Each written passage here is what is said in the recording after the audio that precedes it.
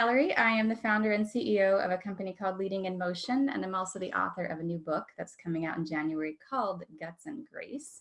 The tagline of that book is not how to end the glass ceiling game for good, but when I thought about what might really resonate with you all, much of what I do is I really support leaders to get out of their own way by tapping into the wisdom of their bodies so that they can bring more power, more presence, and also more resilience to their leadership. And so what that amounts to often is a different way of being in the workplace that kind of dissolves this conversation about the glass ceiling, because in some ways the focus is no longer on what is getting in the way that's external, but rather what might be shiftable that's internal that could raise the ceiling or even break the ceiling, as we like to say.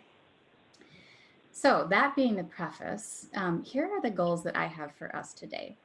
Basically, what I'd like to do is to support you to discover a critical but hidden barrier that tends to prevent women leaders from making their biggest possible impact. And it's probably not what you think, which is why I'm hoping this webinar can really open up some eyes and open some new possibilities for you.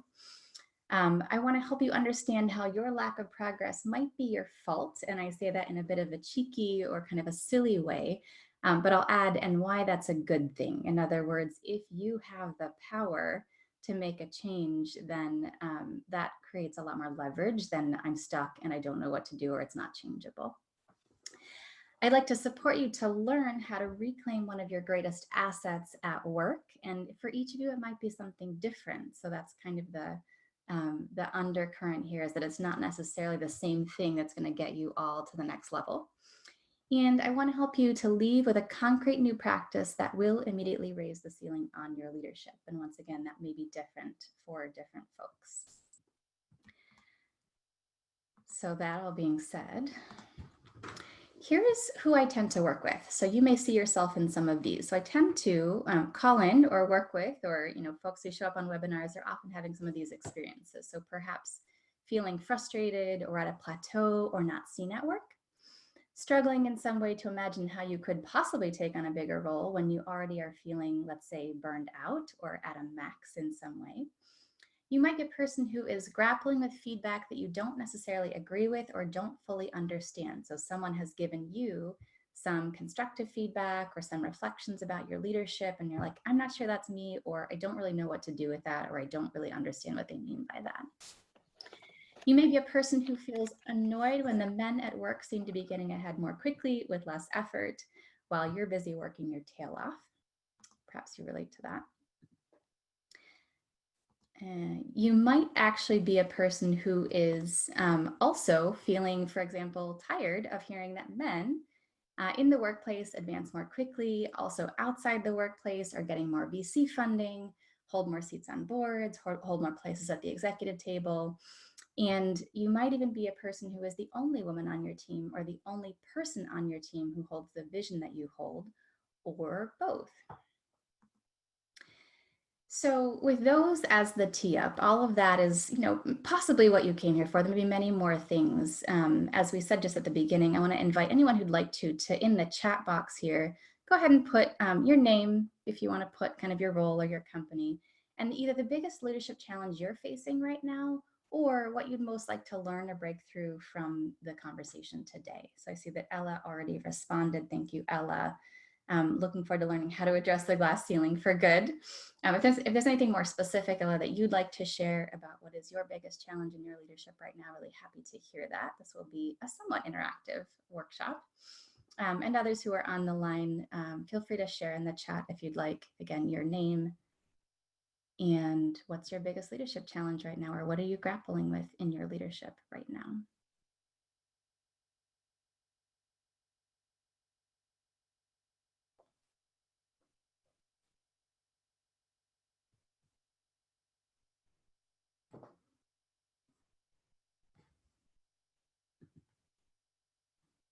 All right, well, I don't see anything else coming in at this moment. So if you're working on it or you're still typing, that's great. I'll keep my eye on the chat.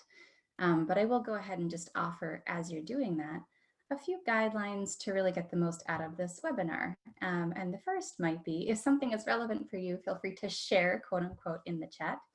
Or if you have a question, feel free to share in the chat. I'll do my best to monitor that. I see Zubaida said, leadership seems to be out of touch with the work of entry-level employees. I totally hear that. Thanks for sharing that, Zubaida. So a few guidelines for our time here together. I'm going to be sharing things that are examples of other leaders, people's situations, things that folks that I've worked with have grappled with, some of my own breakthroughs. And one thing I'd like to offer to get the most out of this session is to, as much as possible, keep making it relevant to you. So asking yourself, oh, do I see myself in that? What about that strikes me? How does that seem to be related to the way that I lead or the way I'm feeling stuck right now, versus just having it be somebody else's example or an intellectual exercise. I also invite you, as we go through the content and if we do some practices or some interactive stuff today, to keep practicing non-judgment, both with yourself as much as possible and also of me or of others if anyone is sharing. Sometimes that can be a bit of a distraction, and the more you can keep coming back to, let me feel into this and just give it a chance, the more likely you may find something that is new for you or something that's different for you. I also like to offer the guideline of diving in and trying it on. So when I teach live, I do a lot of interactive work. I do teach what's called embodied leadership, which often involves a lot of physical practices, mindfulness and presence-based practices. So I like to say, try it on. We may do just a few of those things here, and I realize you might be in your office or at your desk, but if possible, go ahead and try it on. And then I also invite you to come in, if you can, with a beginner's mind. You may go, oh, I've heard this stuff before, or this sounds similar to something that I've seen before. But if you're still feeling stuck in that domain, there's a chance that it's not something you fully embodied, or that you're only practicing at one level and there's more to learn. So I invite you to try it on with a beginner's mind.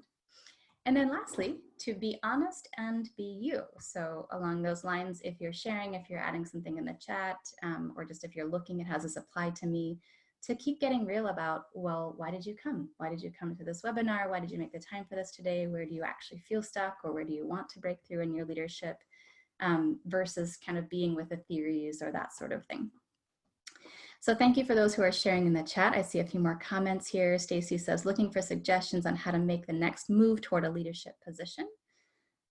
Nelly's iPad has to say, biggest challenge in my opinion, lack of confidence to actively go after the next step up, a higher leadership role.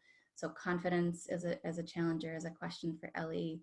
I see T-Tran says, hi, I work at an education and technology startup. My biggest challenge is becoming confident to take on a management role. I still have self-doubts, feel like there's more I need to learn about X, and therefore I'm not quote unquote there yet.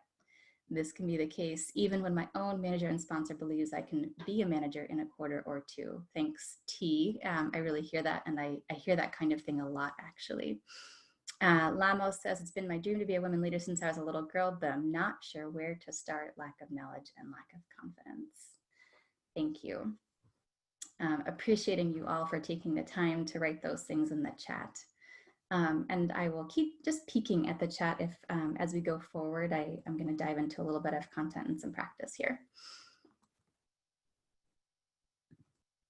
Okay, so who am I to have this conversation with you? So again, as I said at the beginning, I'm LeeAnn Mallorie. I am, in essence, a leadership coach and trainer who supports women to lead and advocate for powerful change in their organizations, really by taking a deeper look in the mirror. And I'll get a little more into, as we go through the content today, why that may be a little different than what you're learning in other contexts. Essentially, my come from, if you will, so I started my career in 2005, so almost 15 years ago, working at what you might call a boutique leadership consulting, coaching, and training firm. And in that context, I was tasked with, already at a pretty young age, doing executive coaching, helping to lead trainings for top executives at pretty big companies. And some different things unfolded for me that had me decide to do this work on my own, not the least of which having to do with me really caring about embodiment, presence, and some of the things that weren't being addressed at that time. But that's kind of how I found my way here. So currently, in case it's interesting to you, I do have a women's program methodology called Guts and Grace, and I've just written a book on that. I'll share a little more at the end. And I'm also on the faculty at the Strozzi Institute and have done some teaching for the Stanford Women in Management program, and have worked at a bunch of different kinds of companies. I share this list not to toot my own horn, but just to say whatever kind of company you're at, I've probably worked with someone in your industry before, and I'm happy to think with you at any point about how it makes sense or what makes sense in your own company or industry. So let me tell you a little bit about my story, just to give you a bit more context, and hopefully perhaps you see a bit of yourself in this story. Like I said a moment ago, I started my career in 2005, and the sort of PS about that, or the interesting thing about that, is that it really was after a pretty big burnout episode that I took this job. So I had, in very brief, been living and working in China. I had a health scare. I had a big breakup in my life. My life kind of exploded and crashed, and I gathered myself all back together, learned a lot, found my way to Northern California, and took a job in Marin County, just north of San Francisco, at this pretty awesome boutique leadership training firm. And what was great about it, it really felt like a dream job. I felt like I had gotten there. I had sort of made it in a way. And it was really what I wanted to be doing. And at the same time, when I got inside that company, I discovered that things weren't exactly as they seemed when I finally got on the inside. Maybe you have had a similar kind of experience, that on the outside, what we were doing with clients looked fantastic. On the inside, well, people are people. And not everything that we said externally was exactly what we practiced in our own way of being in the workplace. So pretty quickly, what happened was that I started to burn out again. And part of that was because we were that kind of company where we didn't take a lunch break, and everybody came in really early and stayed really late. And even though we said we cared about self-care and employees and whatnot, nonetheless, we were still really a company where we were so driven to perform to serve our clients that always a little bit of background noise. If someone who was driving, if you could put yourself on mute, that'd be great. Thank you. So ultimately, what happened in that context for me was that I had to take a stand, and it was a pretty big deal. I'd been working at the company for only about a year, and my sort of body listening, or my own paying attention to myself, which I had cultivated in part through having gone through burnout before, was saying, if you don't change something, there's going to be trouble for you, for myself. And so I decided to make a pretty unusual request at the time. These days, it might not quite be so unusual, but I went to my boss and I said, hey, would it be possible if I could leave work, for 1 hour once a week, and go across the street to the gym that was across the street, and just get in a little workout. I said, I'll make sure I get all my work done. If I need to come a little earlier, stay a little later to do that, I'll be sure that I don't drop any balls, but would it be okay if I left and came back to do something to take care of myself? And I was actually, it sounds like a small thing, but you may relate to this. At the time, I didn't know what was going to happen. No one had ever done anything like that before at our company. It felt like I was new in the job. Are they going to think I'm too demanding? What if I lose my job because I'm making this kind of request? So I had a lot of anxiety about asking for this. But what happened was that my boss actually said yes. And what happened after that was really interesting and also empowering, which was that having me listen to my own kind of needs and made this choice and then started to do it, I started to get rejuvenated. But also what happened was that all of the people around me in the company who weren't doing that kind of thing for themselves started to come to me and say, hey, how come you were able to do that? Like, I didn't know that I could do that. Could I, go to the gym once a week? Could I take a lunch break when I'm not taking a lunch break? And so over time, the company culture actually began to change, in part as a result of this listening that I had done to my own needs and this request that I had made for myself. So that taught me something pretty big about how change happens in small grassroots ways inside of a workplace, and how I can be a part of that change. The second thing that happened, if that was my breakthrough story, this is kind of my breakdown story. So the second thing that happened was that we had some other chaos and turmoil going on inside of the company. And I would say I had really cultivated the capability as not yet a high level leader, but kind of a, mid-tier, or just kind of in the middle of everything, leader of my own perspective and leader from my own life. I was able to see what was going on in the company, that there was a need for a certain kind of change. And I started to stand up and take a stand for that. And at first that started going well, but then what happened was my way of doing that was not so skilled. So I tended to be more pushy. If I saw something, I would try to voice it, and people would, they'd kind of hear me, but they'd kind of get mad. And so I started to get into a bit of a push and pull with the company about certain things that I really believe needed to change. Long story short, the CEO changed in our company, and someone that I had been in a bit of a push and pull with actually became my boss. And we had to go through a round of company layoffs, and I was the first person that they decided to let go. So that was a bit of a breakdown. And I share that at the risk of me being then someone you wouldn't want to learn leadership from. But the truth is, what happened at that moment is that I learned a ton about my own style and how I wasn't using my gifts in a way that was really able to create positive change and able to help me move forward in the organization. So I spent a good number of years after that really going inside and looking at what does that mean about who I was and how could I do that better? Because the bottom line is, what I discovered is that I have some really strong strengths and superpowers, and the way that I use them or wield them can be a force for good or a force that gets in my own way inside of my organization and my leadership. And that today is really what I help women leaders focus on and create transformation around. Not to throw the baby out with the bathwater, like, okay, those strengths aren't good, you shouldn't use them, you should just keep your mouth shut. But rather to go, well, if I have these gifts, whatever they are, whether they're something like myself or something different, how do I bring them to bear in such a way that people actually see me for that being leadership, even if it's something that the company isn't used to or isn't even sure that they want? And how can I actually have that be a force for good?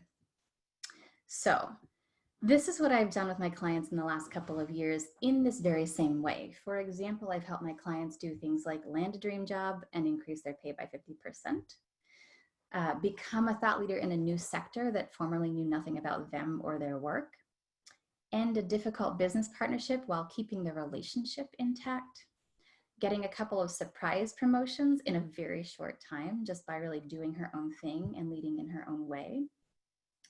Helped a woman win her company's first $2.5 million grant, pretty big thing for a small organization.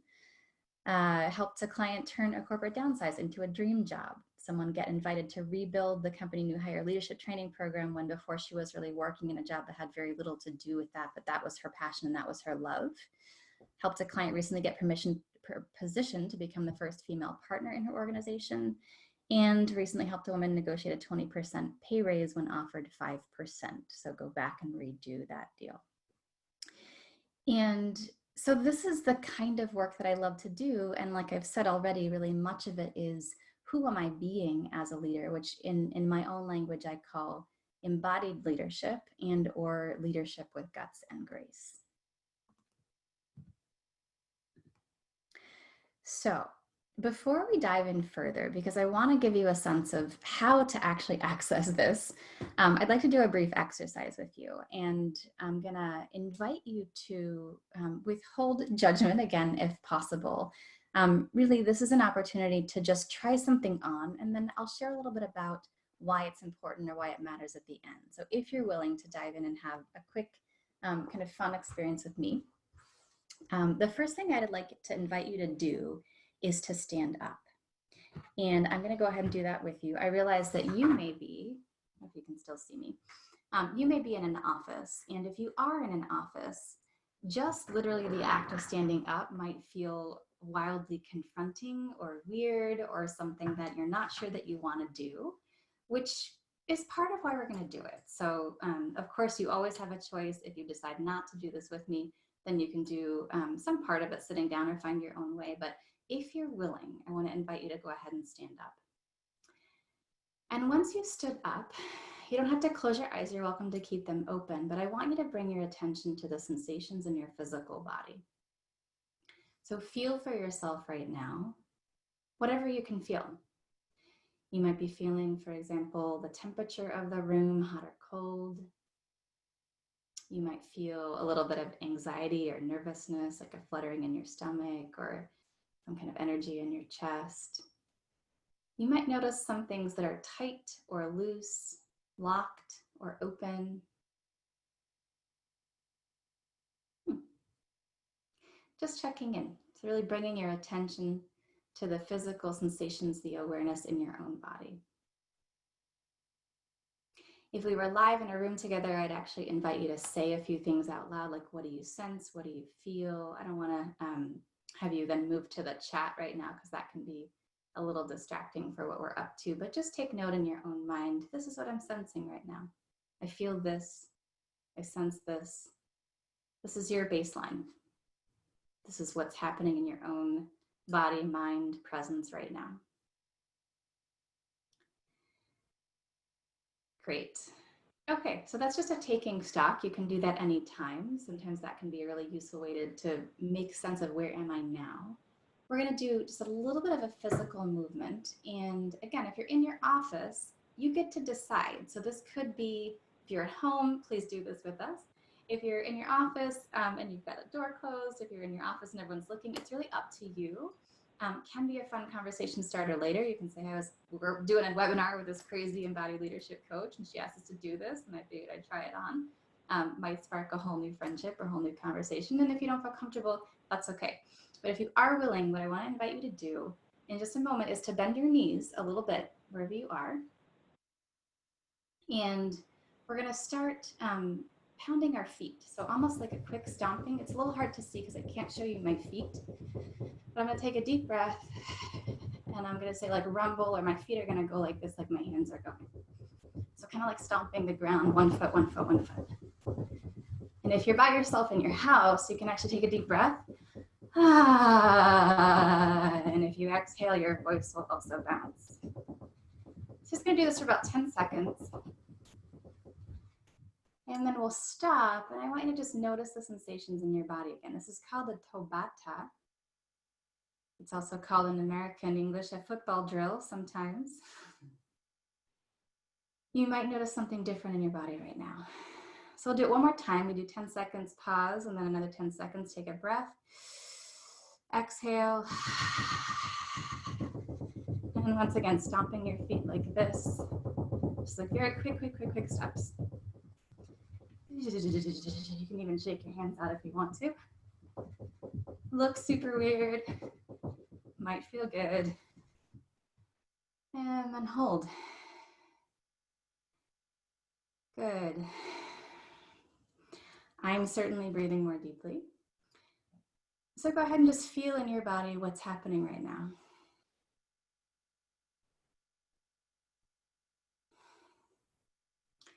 Good, so you might notice different kind of energy, warmth, vibration. Great. We're gonna go ahead and sit down, and if you did the exercise and you'd like to share what you feel now in the chat, you're welcome to do that.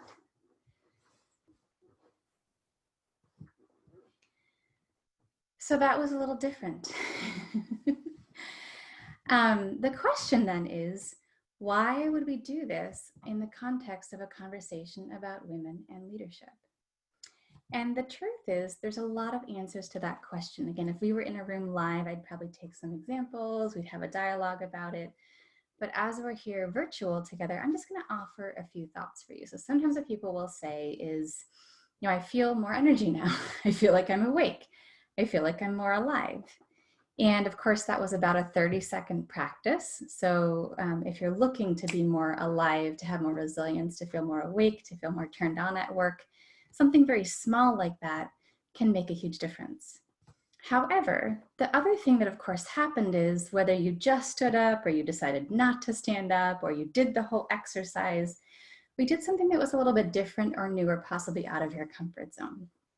And what I tend to find is that when we do that, when you're willing to take a risk or do something outside your comfort zone, a whole lot of possibilities start to open up. So wherever you are on the map, if you did it, if you did part of it, if you didn't do it at all, you can just kind of take stock with yourself. Why did I do it? Why did I not do it? What did I learn about myself through that practice? All right, so here's the rest of the reason why we did that. What I've tended to see as I work with women in leadership is that there is a major elephant in the room. We've lost our T on elephant here. There's a major elephant in the room. And the elephant is, of course, us, the women leaders who are in the room ourselves. The thing is that in your own physical body, in your own presence, in your own passion, in your own desire, there is so much energy that could really be moving something inside of an organization. This picture here I think is fun. You have all these guys in the black suits looking at this well, maybe not even seeing this huge elephant. And frankly, I think when it comes to women in leadership, we actually have this much power at our fingertips, accessible inside of our own bodies and minds and systems. And yet there's a way that we're not really fully using it. Sometimes we actually forget that we even have access to it, which is part of why I like to do that little exercise we just did, like just something to turn it back on and go, wow, I can actually feel the power that I have, that I could be bringing to my work right now. So if you consider your own self as a possible elephant in the room, then the question is, how do I unlock? How do I actually remember? How do I revive? How do I access all of this potential and power that I have to bring to bear on my leadership in a different way? And that is really the question that I want to consider together. Now, why do we need to do that? Of course, you may have your own reasons why you decide that you need to do that or what you want for yourself. Of course, if we look at the broader landscape of women in leadership, we can say that there's actually a lot going on that isn't fully satisfying in terms of what women are experiencing, right? We can see that women are not advancing as quickly as men to senior leadership roles. We see that it doesn't always get better if you leave, that VCs are more likely to fund men than women. And frankly, when women do stay and even get to senior roles, they're much less satisfied, it looks like in the data, than men in these kinds of roles. And we also see that burnout is pretty rampant and work-life balance feels really hard. Of course, we also have seen that there's a leadership cliff. So at the senior management level, it tends to be that there are fewer women, even as compared to the number of women in the workplace and the number of women at lower levels of leadership and individual contribution. However, we do also see that women who become CEOs go through what feels like a mid-career pivot point in some way. And that pivot point is really from something different than just driving results to being more engaging, to having more executive presence, and to having more executive level behavior. So there's this leap or pivot that actually has to happen to be able to lead at higher levels. And what I would say is that really being aware of the elephant that you are in the room and finding ways to bring that fully online is what creates this kind of pivot. So what that looks like, right, is that we can be fully turned on, fully alive, fully thriving at work. And it looks a little different at different levels. So you might see yourself in one of these. If you're in your 20s versus your 40s, fully alive, fully engaged, fully thriving at work might look different. I'll just let you take a look for a moment here. Pick your age. What is it? What could it be like, or what would you like it to be like for you? See if this resonates.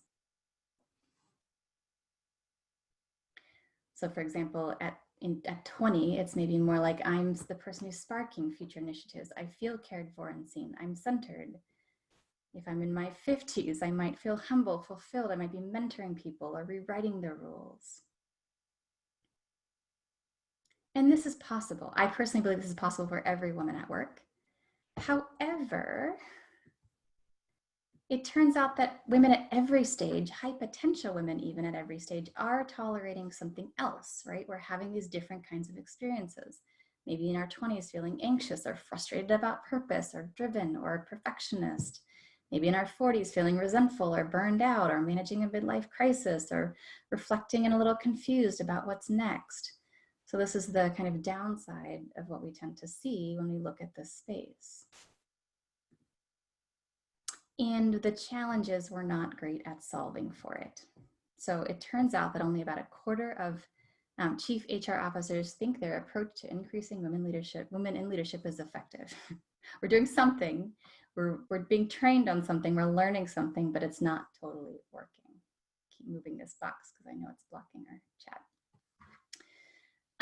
And so what is that? Well, it turns out that most companies are focused on just a couple of the necessary things that we need to change the tide, and that there's something that is being missed. And I've kind of already said what it is, but I'm going to take you through this regardless. So what we see a lot is skills training, things like here's how to be a better negotiator, learning the skills, maybe the particular knowledge in your particular industry or domain. These kinds of things we get a decent amount of training on as women in leadership.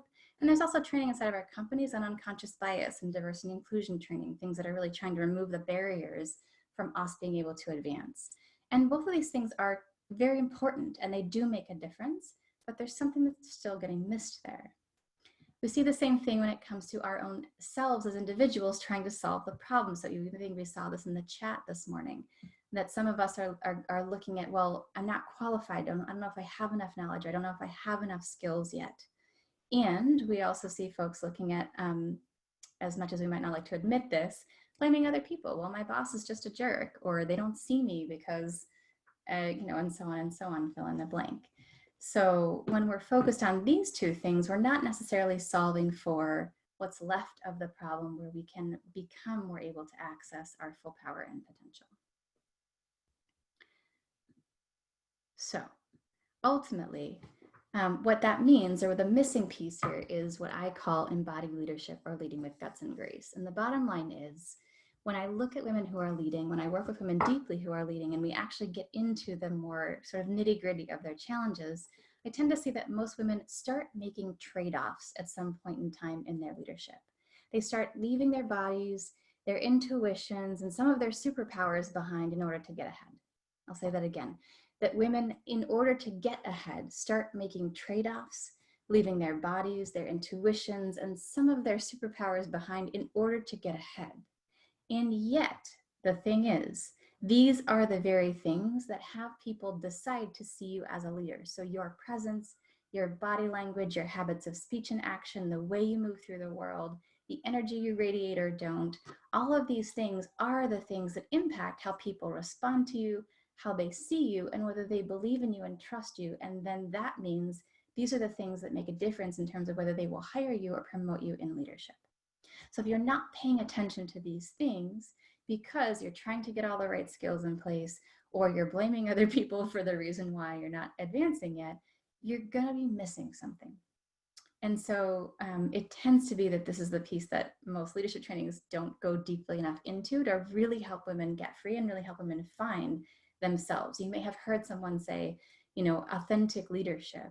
And I'm going to say, we're going to take that all the way to the deepest meaning of that. Are you fully inside of yourself, and are you fully connected to who you really are? And do you trust that actually bringing more of that online in a conscious and aware of yourself way will be the reason you get promoted? Or are you chasing something that is not quite yourself to try to get to the next place? Okay. Now, when it comes to this stuff, it's also not just about what other people think. So embodiment, the way you come across, the way you carry yourself, the way that you present yourself in your own kind of body, mind, energy system, it does affect what other people think of you, of course, but it also affects how you think of and feel about yourself. And that is absolutely critical. So if you are a woman who is trying to make an impression, but you're overriding, you're going to feel, for example, like a fraud.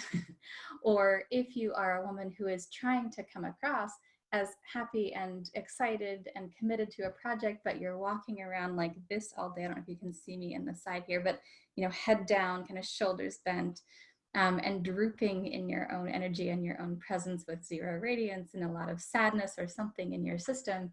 That's also what you're going to be telling yourself about who you are, and it's going to feel like a disconnect. So in the context of leadership, there is a study that I really love, and I like to reference it because it's kind of unique. And this is a study about people beginning to see their bodies as partners. So I like to say, again, embodied leadership or full-bodied leadership.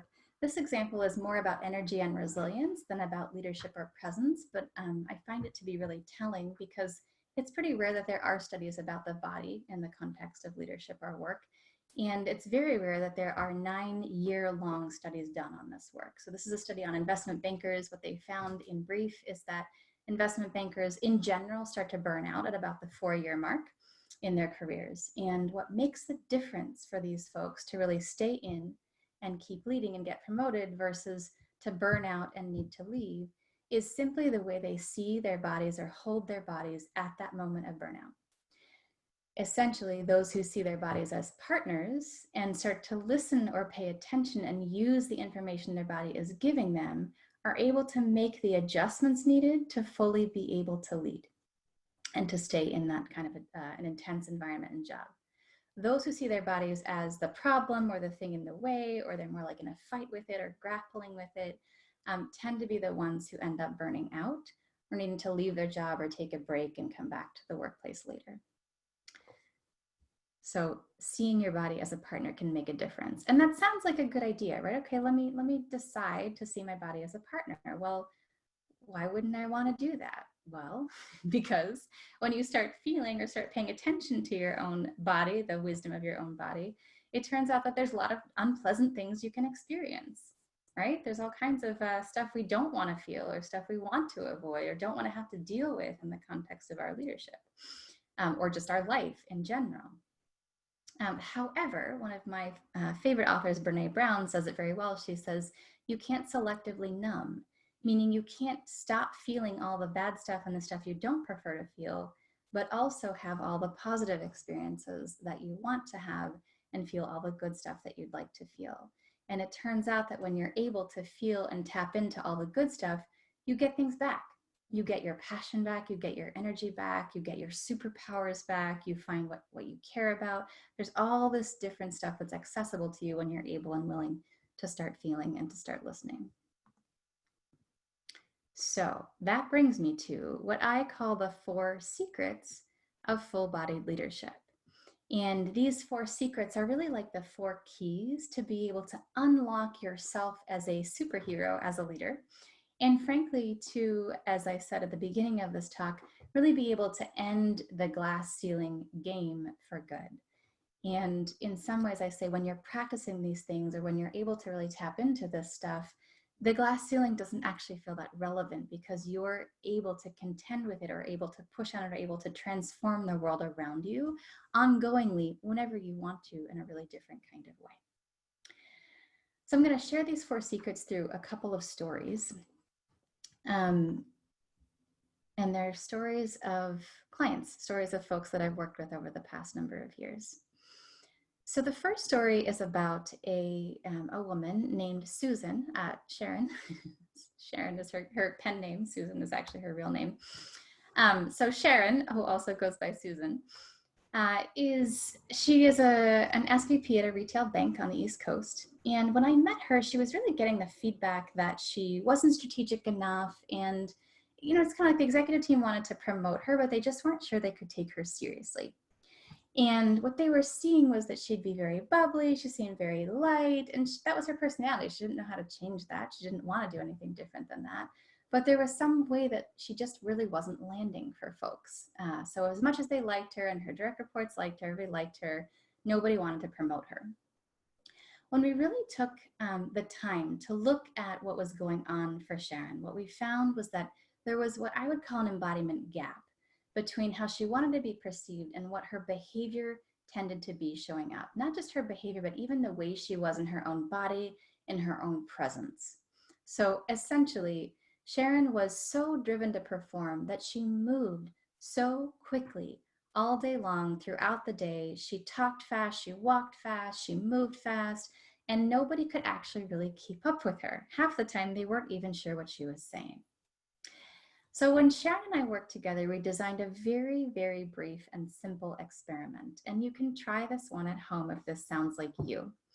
There are many ways you can do it, but we just picked the simplest and most accessible thing for her to practice a new kind of embodiment, or a new kind of way of being in her own body and her own presence, which was that we invited her to walk more slowly from her car to her office every day. To walk more slowly from her car to her office every day. And for her, that was like a total revolution. She didn't want to do it, but when she did, after about 3 days, she came back to me and she said, "You'll never believe what's happening. It turns out that people are coming up to me now and saying, I'm not really sure what's different, but I'm finding you more approachable." Of course, what happened shortly thereafter was that the executive team started to realize that this woman who they thought wasn't strategic actually had really great ideas.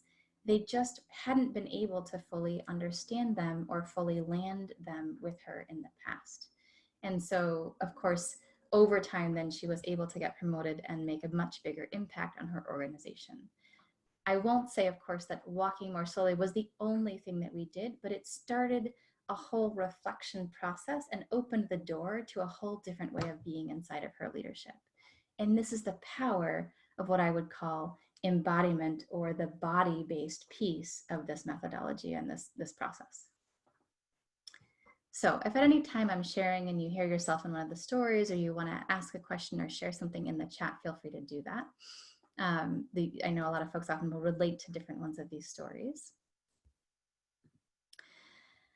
So I'll share a second story, and this story, it kind of goes in the bucket of what I would call like mindset and emotions, but in my methodology and my work, I call this empowerment. And empowerment is an interesting word. We use this word a lot, and we don't really define it. She's empowered or she's not empowered. What does that actually look like? What does that actually mean? So in the work that I do, I tend to see empowerment as really a conversation about how much are you able to, in the moment, access your capacity to create or to impact or to affect something, or how much are you at the effect or the cost of something else. So Amanda is a woman that I worked with inside of a government organization. She was a highly technical scientist who worked at the U.S. Naval Air Force Command. So she was not a small fry. She was very intelligent. She had a pretty interesting job. And yet, when I met her, she was really in a struggle. She joined a women's program that I was running inside of this company, and she was really bummed. She said, nobody wants to fund my project, and it's actually so bad that I'm at the point where my department might have to let me go. And the embodiment gap that Amanda faced was that it turned out she had a hidden disability, and she'd faced a lot of struggle in her life. And over the experience of having all of these struggle experiences, she developed the belief and the ongoing perception that even if she tried, it wouldn't work anyhow. And what happened inside her own kind of body-mind system is that she would just very quickly shut down as soon as she would make a request or an offer or proposal to someone. So it was like she would get excited, she would bring it to someone, as soon as she would tell them, her whole system would just go, everything would kind of drop and droop. Almost like I don't know if you'll know the Winnie the Pooh character, Eeyore, the gray donkey that has a little cloud over his head all the time, like that she just felt always very down, very low, very sad. This is kind of a dramatic example, but you might see yourself in this, like, is there a certain emotional resonance or emotional frequency that you kind of always carry around with you? And is it a match for what you want to achieve?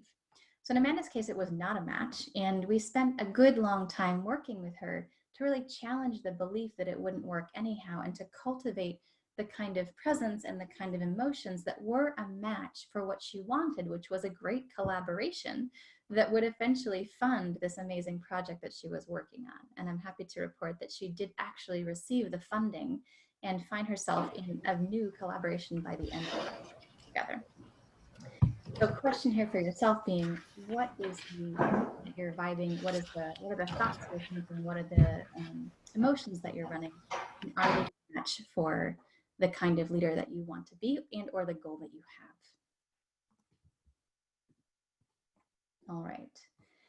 Third example, and I put this in the bucket of what I call activation. Really here we're talking about, are you on mission? Are you aligned with what you're wanting to achieve in terms of your behavior and in terms of what you're focusing on or prioritizing? So Maria she was really an innovator inside of her community. She ran a nonprofit, and she was well known for what she did. And when I met her, she was burning out. So she had way too much on her plate. Her body was starting to give way. She said yes to everything. Everything was important. Everybody needed her for everything. And she was like, I can't do it anymore. And when we started to connect and we really looked at, well, what's under the hood of this? Like, what would it mean for her to be fully activated? And how could she do that when she was already burning out? Because she was kind of bummed about her work too, even though everybody loved her for it. We realized that she had a highly practiced, what we might call a zone of excellence, meaning she was really good at something. And she was getting a lot of props for doing that something over and over and over again. She was getting a lot of very highly commended for that, and people loved it, and people would ask her to do it again. And so she just kept saying yes to the work that was comfortable. But the truth was, she had a new gut instinct about entire new line of work that would take her out of what she was currently doing, and frankly would probably let a lot of people down. Her community wasn't going to like what her vision was. And so she was doubling down on all of these yeses to the same old thing to kind of keep herself in that loop. And of course, that was leading to her burning out. So when we worked together, we actually challenged her around this particular thing. Is it possible that there is something more that you'd be willing to surrender to? And when she finally said yes, not to all the other stuff that was filling up her plate, but started to make the space to really align with a new vision that she had, everything started to change. She was able to have the tough conversations with her other stakeholders and begin to let go of some of the things that she had on her plate. She was able to make more time and space for the new vision that she had. And frankly, folks ended up respecting her a lot for that, even though they didn't want to see her go. And it took a lot of guts for her to do that, but that led her to a much more activated and more full life where rather than burning out, she was doing the things that were most important to her at the time. So that's example number 3. And the last example I would put in the bucket of what I call inspiration. So Kara was a really interesting character. When I met her, she had been working at a nonprofit law firm for about 10 years, but she had just been promoted to executive director. So this is a company that she loved. She'd invested a ton of time and energy in, but she was brand new in her role of leading this organization. And I won't say she was scared. Like she had a certain kind of like, I think I can do this about her, but she also assessed herself as not confident. So she said, I don't think I'm confident enough. Even though I'm doing a pretty good job, I'm not sure if I can really take this company to the next level, and I want to. And what we realized when we really dug in more deeply with Kara is that her gap was that she had an inability to tolerate the energy or sensation of her own visions and her own desires. So then she couldn't come across as inspiring because people couldn't feel how much she was excited about or how much she couldn't feel the energy of the vision. She couldn't bring it to it. So she would come across as kind of underactivated, a little bit less clear. Often she'd say things like, I don't really know. Even though she had this amazing vision that everybody could have been inspired by, she would keep turning it down and turning it down and turning it down. So when we worked with Kara, what we did was we actually helped her to, in her own physical body and her own energy, be able to hold the sensation and transmit the sensation of excitement, of longing, of inspiration, of passion, so that people could feel that from her and that her way of being was actually a match for the massive work she was going to do. What that led to was that she actually found a whole new center and a whole new partnership for her organization. They were able to open up an entire new building through a partnership with a local community college. And they were able to really almost double the business that they were able to do and double the number of people they were able to serve over about 9 months to a year, because she was finally able to actually generate the excitement on her team and also, frankly, the excitement to bring in the funds that it took to expand the organization in that way. So these are a few stories. And again, I invite you, as I said at the beginning, to really put yourself into the shoes of these different experiences and just ask yourself, is there anything here that I feel connected to? Anything that feels like me or that I relate to? Anything that I picked up from this that might open a ceiling or change the game for me? Just to give you kind of a brief summary here. What I've seen and what I teach is that the women who are changing the game are really what we would call full-bodied leaders. So they're women who know how to adjust their embodied actions, their thoughts, their presence to be fully aligned with their vision, to be able to do the right thing at the right time in increasingly complex and diverse situations as their careers evolve, so that they can actually fully show up for what that next level is. When you master that skill, the internal glass ceiling starts to dissolve and you start writing your own script for advancement, whether it's obvious what the next role is and you become a match for it, or whether there's no obvious next role, but suddenly somehow things start to change around you and open up the possibility for it. When you upgrade your own internal operating system, instead of plateauing or burning out, you actually pop the lid off the system. And this is the work that I love to do. Now, how do we do that? Here's what I want to leave you with, because you've just gotten a lot of information. You may see yourself in many of these things. And the question is going to be, well, how do I actually make it happen? What I want to share is this. The most important thing to do is to start to boil it down. So we think as leaders that we have a lot of weaknesses or a lot of ways we need to grow or things we need to learn. The truth, however, is, and this is really the bottom line, that typically there's just one thing that if you were to shift would make all the difference for you, like one thing that would start to open up everything. And then everything else is kind of either a related symptom or it's something that's a bit of an addition or a distractor from that. But that one thing, whatever it is most likely actively trying to hide itself from you. It does not want to be discovered.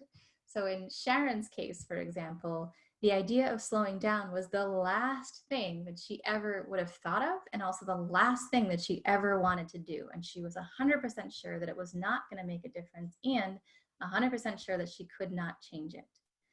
So the bottom line is, start to think for yourself, is there one thing that's kind of my Achilles heel or my primary way that I sabotage myself in the context of everything we've talked about today in embodied leadership? If you can discover that, you will start to have more leverage. Here's an example of how that can look. One of my clients said, you know, in my case, I tended to put up a wall. I shielded myself because I didn't want to be seen as weak. I needed to be strong all the time, to not be emotional, to not have any needs. And that was her commitment. She was always like that, and she believed that it worked.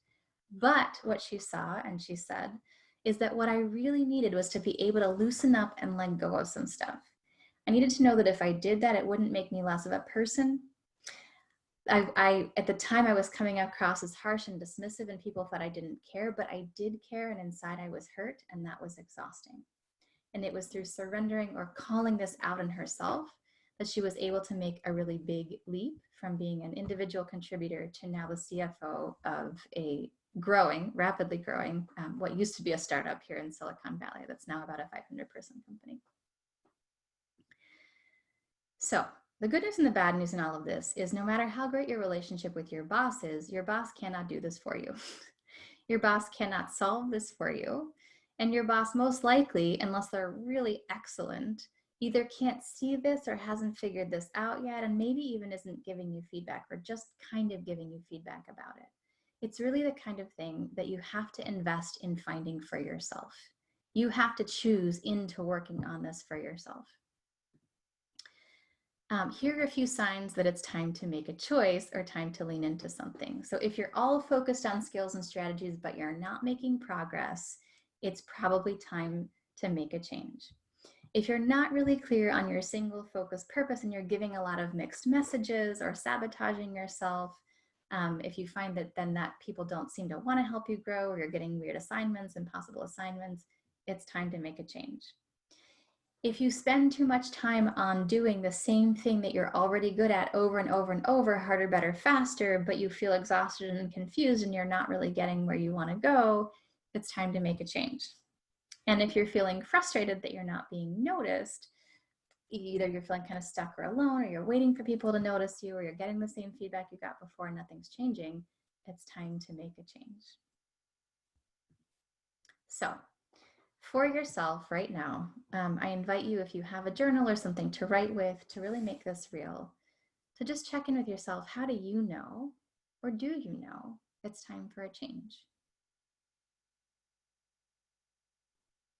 And what might make it difficult to implement what you learned today? So you may have a sense from this, oh, here's what I want.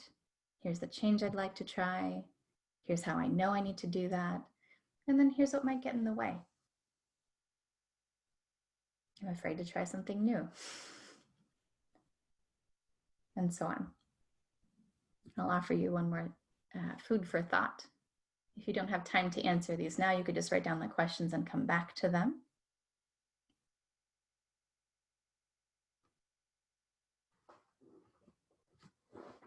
What are the costs or potential costs if nothing changes?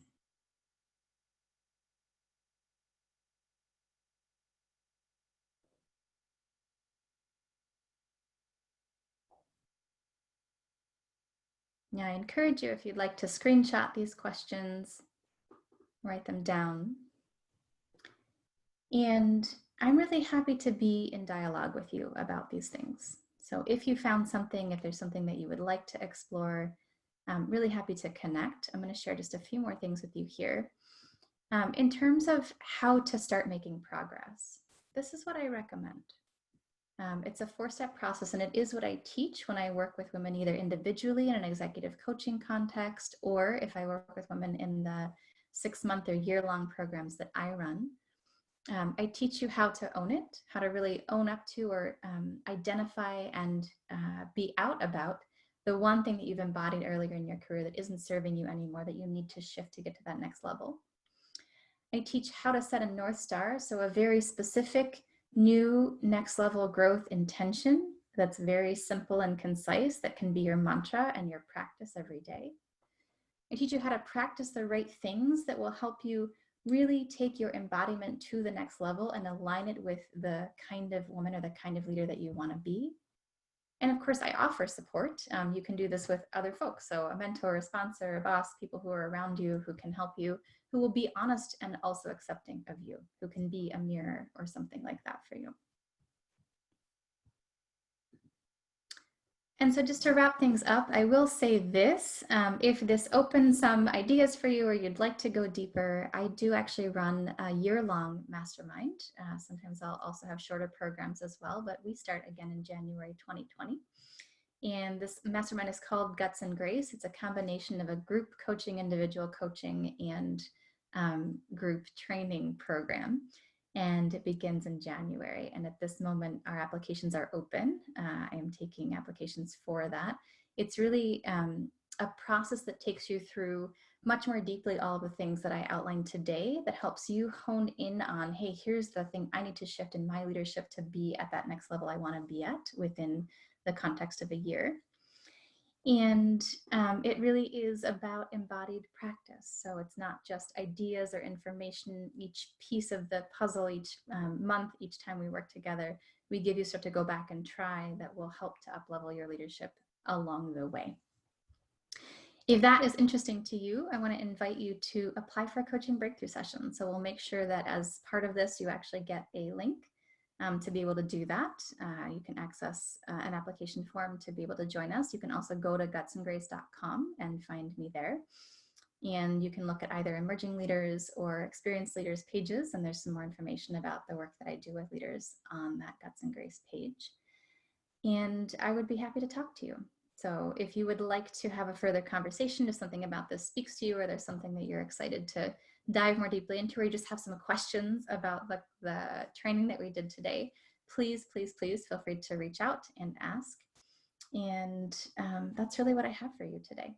I will also be sending you a very brief assessment, so a piece of this work where you can take stock of which of these 4 areas might be the key one for you to work on, as well as a couple of guided meditations, things we didn't get to today. So you'll receive that at some point in the next couple of days as well. And the last thing I want to say as we wrap up today is, please pay it forward. So if you lead others, you mentor others, there are other folks in your life, colleagues, if you learned something today that felt valuable to you, I encourage you to tell someone else, to share about it with someone else, to talk about it with someone else that you either coach, mentor, lead, or support, so that the learning can be have some ripple effects. And last but not least, here's how to find me. So I'm delighted to keep in touch, and hopefully we'll hear from you, or we'll have a way to connect down the road. I hope you have a wonderful rest of your day and your week. Thanks for joining us on a Monday, and take care.